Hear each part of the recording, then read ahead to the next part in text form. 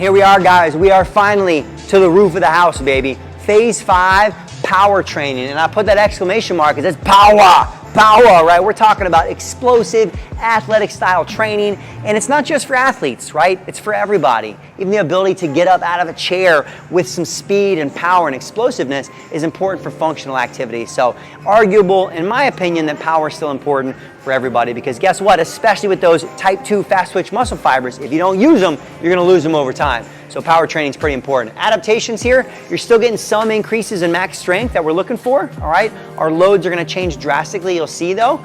And our real piece here is gonna be rate of force production. Sometimes you'll see this as RFP, rate of force production.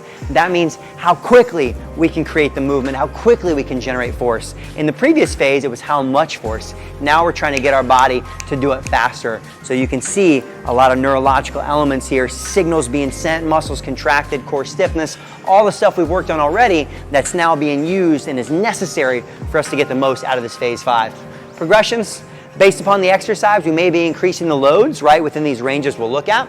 Increase speed, this is the biggest piece too. This is also gonna dictate what exercises you choose, because not every exercise, although everything can be done with power elements, not everything might be the best power exercise based upon the person and how they move. And then just like our max strength too, probably increasing sets over time. If you're only doing 3 to 5 repetitions, we're looking for movement quality, really high quality explosive movements. Over time, increasing those sets can be a great way to create some progression. So our acute variables, you see 1 to 10, a little bit bigger range than max strength. And this is partially, NASM doesn't get super deep into this, but you have almost what we call like anaerobic, right? This anaerobic power and almost aerobic power, right? So the difference between our ability to generate force one time. Let's think about like a shot put.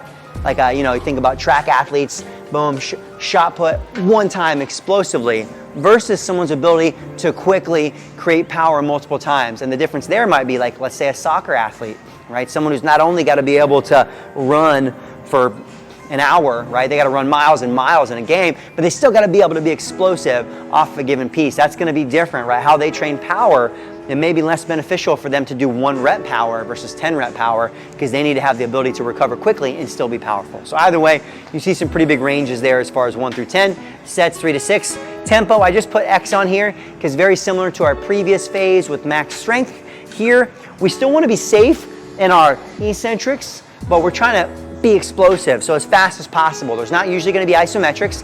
That's why we worked on all that isometric stuff earlier, right, inside of our other phases, so that now, boom, once we get there, difference being, we train the squat pattern through all our different phases, even into max strength, lifting heavy. Now when I go to do a box jump or a squat jump or anything that's using that same movement power with speed and explosiveness, I maybe wrap it on the eccentric and wrap it on the concentric. So in here, we don't necessarily put specific numbers for tempos. Every exercise is going to be different. There is progression within power, but for the most part, explosive as possible is what we're looking for. Loads, I put 2 specific ones on here. I know I got this like tiny little handwriting for you guys. I'm sorry, it's not what I'm great at, but 10% body weight with a medicine ball. I included this because this is specifically in the NASM material.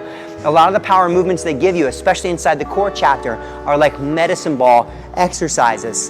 And it is very true, a lot of people use too heavy of a medicine ball if you're trying to generate power. So the recommendation there is if we're doing medicine ball power movements, 10% of your body weight, right?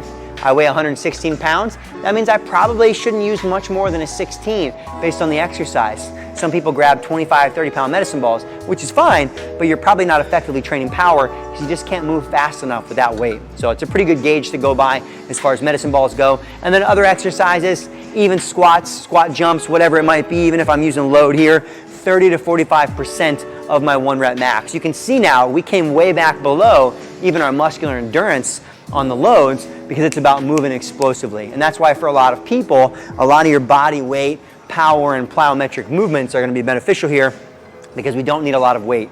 I mean, for most people, especially your general population, you'll see a lot of things out there, people doing, squat jumps with weight on their back or holding a kettlebell.